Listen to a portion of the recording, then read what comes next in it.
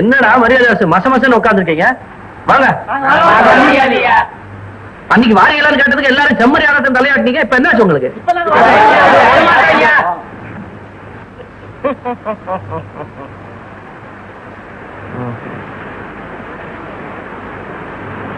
இந்த கருப்பு சாமி சரி தெரியல.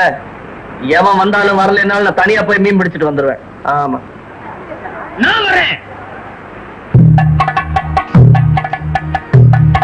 நான் யாருக்கும் பயப்பட தேவையில்லை, கர்த்தரை தவிர. வட போலாம். உனக்கு மீன் பிடிக்க தெரியாதா? நீதான் இருக்கிற, கத்துக்கூட மீன் பிடிக்கிறேன். ஆரம்பத்துல அப்படித்தான் இருக்கவா? சாப்பாடு சாப்பாடு மறந்துட்டேன். மீன் குழம்பு இதை சாப்பிட்டுக்கிட்டே இதோட சொந்தக்காரங்க எல்லாத்தையும் பிடிச்சிடலாம்.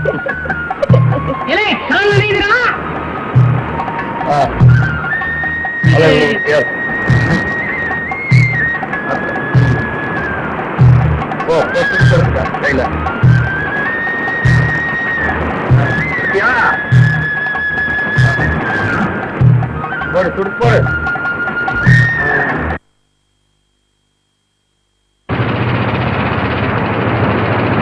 ஏண்டா செல்வம், இது என்ன சாதாரண படகா இல்ல வெள்ளியில பண்ணுன படகா? எத்தனை மீன் பிடிச்சிருக்கோம் தெரியுமா? ஆனா ஒண்ணு, காக்கா பிடிச்சு பிழைக்கிறத விட மீன் பிடிச்சு பிழைக்கிறது எவ்வளவோ வசதி தெரியுமா? ஏடா இது எல்லாத்தையும் விலைக்கு வித்தா மொத்தமா எவ்வளவு சேரும்? அத கரையில இருக்கிறவங்க தான் நிர்ணயம் பண்ண முடியும். நல்ல போட்டி இருந்துச்சுன்னா 500-600 கூட சேரும். அவ்வளவு சேருமா? அப்ப சீக்கிரமா போ. பாக்கியம் காத்துட்டு இருப்பா.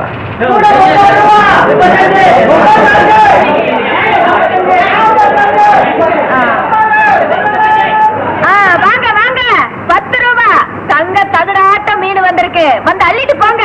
வாங்கம்மா வாங்கண்ணே, 10 ரூபா கேளுங்கண்ணே. யாருக்கு வேணும் இந்த மீன்?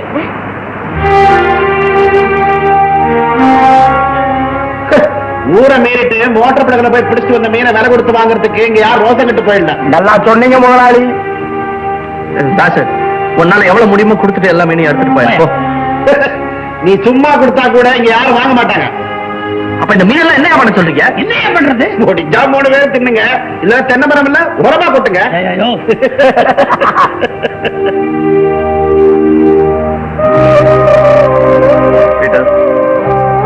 குடி குடிங்க.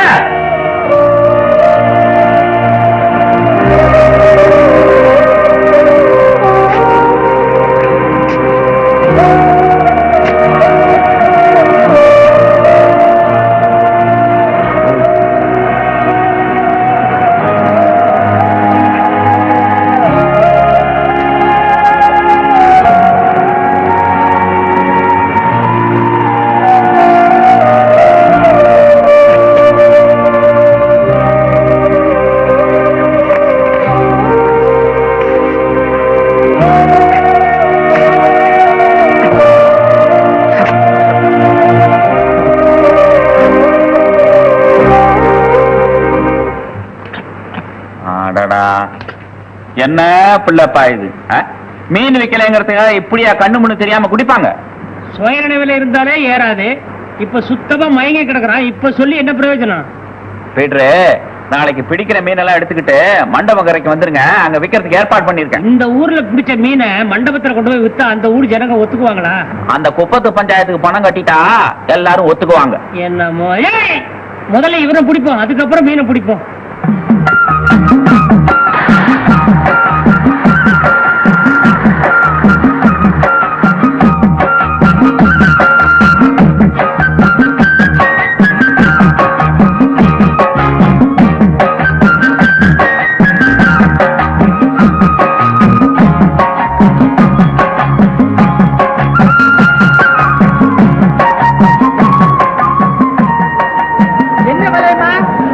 எடுத்துட்டு 550 ரூபா கொடு. 400 ரூபா வச்சுக்கோ.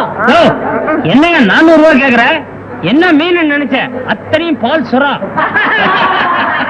ஏன் சிரிக்கிறானுங்க? சொரா இல்லடா, ஐல. இல்லை, அத்தனையும் ஐல. பால் சொரா கீழே சொறி இருக்கிறேன். எப்படி?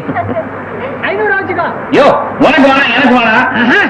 எங்களுக்கு ஏன் வேணாம்? அது சும்மா இருப்பா. 520 ரூபா கொடுத்துட்டு மீன் எடுத்துக்க. பாக்கியம் பணத்தை வாங்கிட்டு மீனை விடு.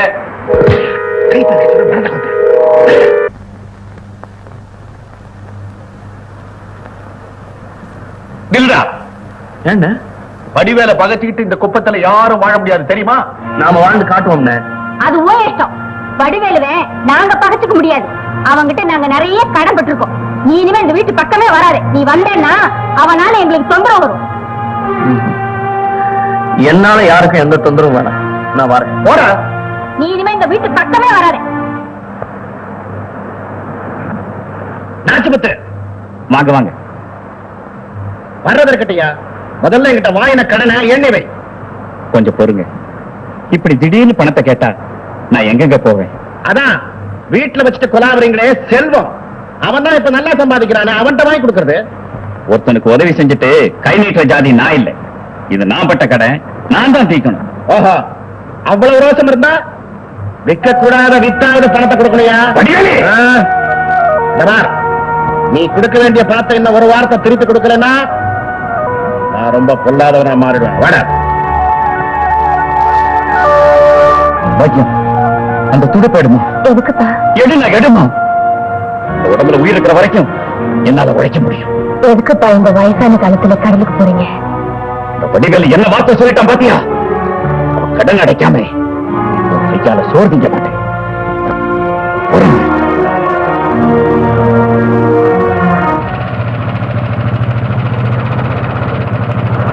என்னடா செல்வம், என்ன என்னைக்கு இல்லாம இன்னைக்கு வண்டி வேகமா விடுற? பாக்கியம் வைக்கிற மீன் குழம்பு ஞாபகம் வந்துருச்சு. ஒண்ணு கவனிச்சியா?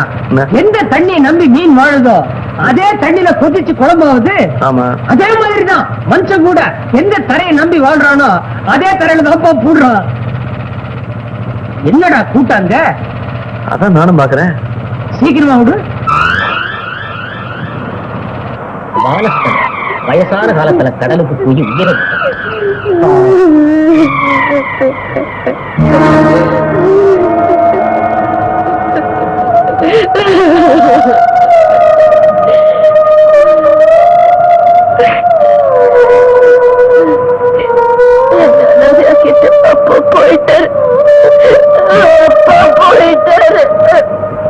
என்ன என்ன பேசிட்டு இருக்கீங்க? ஒண்ணுமில்ல முதலாளி, வந்து இந்த நாச்சு முத்து பையன் வேற கடன் வாங்கி வச்சுட்டு செத்து போயிட்டான். அதான் பணத்தை எப்படி வசூல் பண்றதுதான் யோஜனை.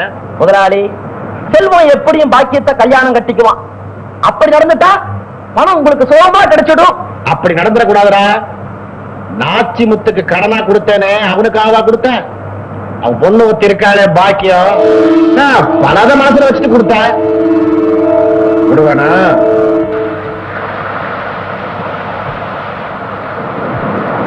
பாக்கியா, நீ நேரம் மண்டபம் கரைக்கு வந்துரு. சாயங்காலம் நான் அங்க வந்துடுறேன். அளவரப்ப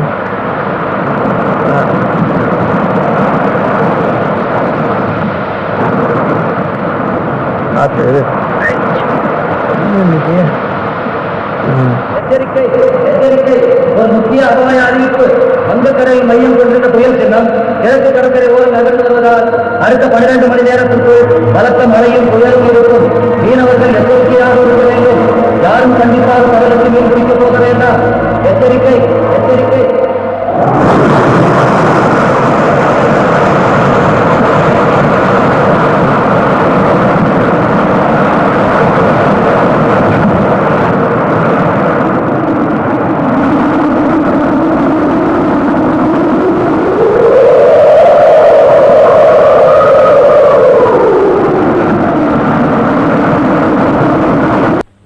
விரிகுடா கடலில் மையம் கொண்டிருந்த புயல் மணிக்கு 100 மைல் வேகத்தில் சுழன்று அடித்தது.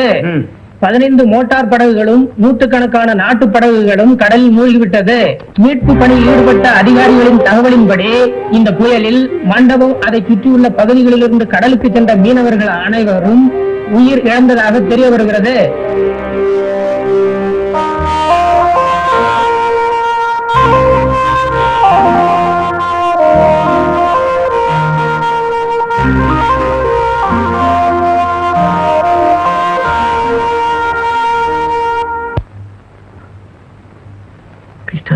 செல்வம், உனக்கு ஒன்றும் ஆடி இல்லையே? லேசான அடிதான். ஆனா உனக்குத்தான் நிறைய காயம். இந்த மட்டும் உயிர் பொழைச்சமே, அதுக்கு என்ன நன்றி சொல்லணும்? பாக்கியம் நம்மளை பத்தி கவலைப்பட்டு இருப்பாளே, பாக்கியத்துக்கு எப்படியாவது தகவல் சொல்லணுமே. உனக்கு கால் உடைஞ்சிருக்கு, கட்டு போட்டிருக்கிறாங்க. இன்னும் 1 மாசத்துக்கு நீ நகரவே கூடாது. பாக்கியத்துக்கு தானே, நான் சொல்லிடுவேன். சரி, அப்ப உடனே புறப்படு. உன் பக்கத்துல யாரும் இருக்க வேண்டாமா? கொஞ்சம் தேர்ற வரைக்கும் நான் உன் கிட்டே இருக்கிறேன். எல்லா விஷயத்தையும் காயத்தில் எழுதிடுவேன்.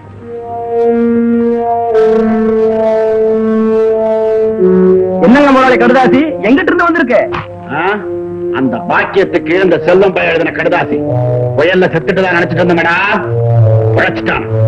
இந்த கடுதாசி அவ கையில கிடைச்சிட்டா அப்புறம் அவன் இருக்கிற இடம் தேடி போயிடுவான். எனக்கு கிடைக்க மாட்டான்.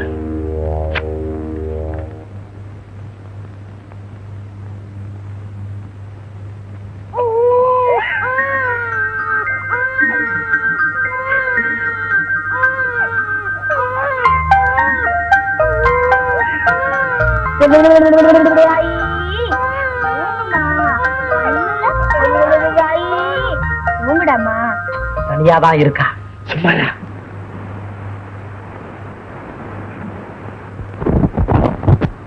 பாக்கியம் இப்படி எல்லாம் நடக்கும்னு யாரு கண்டா? ஒன்னு நினைச்சாலும் எனக்கு பரிதாபமா தான் இருக்கு. இத பாரு, கொடுத்த கடனை திருப்பி கேட்க வந்திருக்கேன்னு நினைச்சிடாத. பாவங்க, பாக்கியத்தால எப்படிங்க கடனை திருப்பி கொடுக்க முடியும்? எவ்வளவோ போச்சு அப்படி நினைச்சுக்கிறேன். அவளும் பிழைக்கணும் இல்ல. பாக்கியத்துக்கு எப்படி உதவி செய்யறதுன்னு தான் யோசிக்கிறேன். முதலாளி, உங்களுக்கு பெரிய மனசு. பாக்கியம், நீ சரின்னு சொன்னா நானே உன்னை கல்யாணம் பண்ணிக்கிறேன். என் சம்சாரம் இறந்ததுல இருந்து ஒரு துணை இல்லாம ஒரே பாடா இருக்கு. தயவு செஞ்சு வெளியே போங்க. உங்க கடனுக்கு 2 நாள்ல வழி பண்றேன். எப்படி வழி பண்ண போற? கடலோட போனவன் திரும்பி வரப்போறான். யோ, மரியாதையா எந்திரிச்சு போறியா இல்லையா? அவ்வளவு திமிர் இருந்தா 2 நாள்ல என் பணத்தை திருப்பி கொடு. இல்ல 3வது நாள் நான் இங்க வருவேன். அப்புறம் அவ்வளவு நல்லா இருக்காது.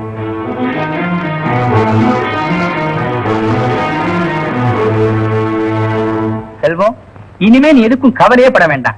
கலெக்டர் கிட்ட நீ கேட்டிருந்தியே 3 படகு, அது உனக்கு சாங்ஷன் ஆயிடுச்சு.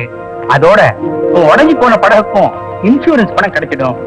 பை த பை, இதுல ஒரு கையெழுத்து போடணும். Be happy, best of luck.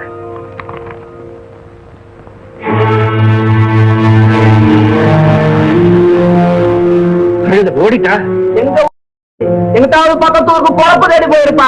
பயிரு காஞ்சா தானா வர்றான்.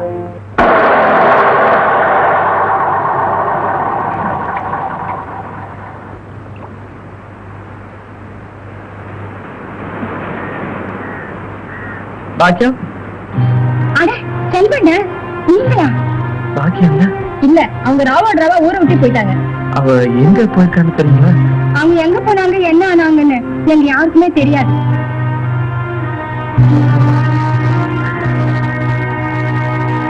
யாரோ அனாதை பொண்ணு நம்ம குப்பத்து வந்து சேர்ந்துட்டா.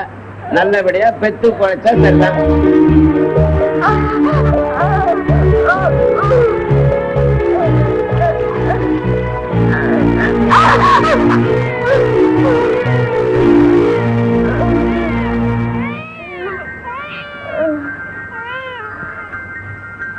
ஆண் குழந்தை நல்லா இருக்கட்டும், நல்லா இருக்கட்டும். பாக்கியம் உயிரோடு இருந்தா நிச்சயமா நேரம் உனக்கு தேடி வருவா. என்னால அந்த துக்கத்தை தாங்கிக்க முடியலடா. ஆமா, உன்னால தாய்க்க முடியல. உன்னை இப்படி பார்க்கும்போது எனக்கு கையும் காலம் ஓடல. இங்க பாரு, மனசெல்லாம் தொழில திருப்பும். அதே கவனமாயிரும். இத பாரு, காரணம் இல்லாம கர்த்தர் எந்த காரியத்தையும் செய்ய மாட்டார்.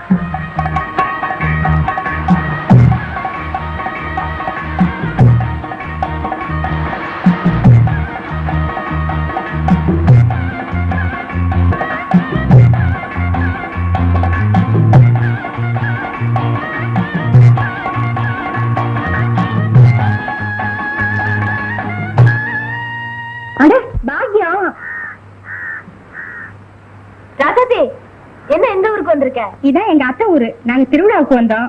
அவர்தான் எங்க வீட்டுக்காரு. இளநீ சாப்பிடுறியா? இல்ல வேண்டாம். பாக்கியம், நான் கேக்குறேன்னு தப்பா நினைச்சுக்காத. உனக்கும் செல்வத்துக்கும் ஏதாவது தகராறா? என்னடி சொல்ற? செல்வம் இப்ப குளத்துல ரொம்ப நல்ல நிலைமையில இருக்காரு. 10 நாளைக்கு முன்ன நானும் எங்க வீட்டுக்காரும் ஒரு கல்யாணத்துக்கு போயிருந்தோம். அப்ப பார்த்தா சொல்றேன் உயிரோட இருக்க. ஆமா, வயல தப்பிச்சுட்டாரா? நான் பார்த்தனே. பஸ்ஸுக்கு நேரமாச்சு, போலாமா? நாங்க போயிட்டு வரோம்.